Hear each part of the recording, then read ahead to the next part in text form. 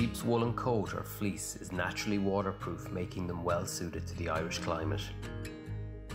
The rough outer layer falls in locks called staples, which cover a soft wool undercoat.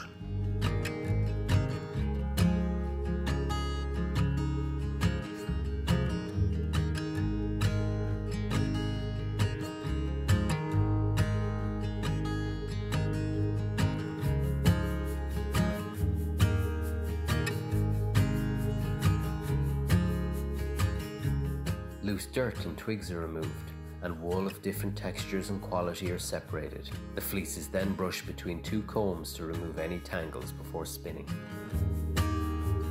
Spun wool is stronger than fleece and very versatile. The Vikings even used wool to weave sailcloth for their longboats, at the time a very expensive process.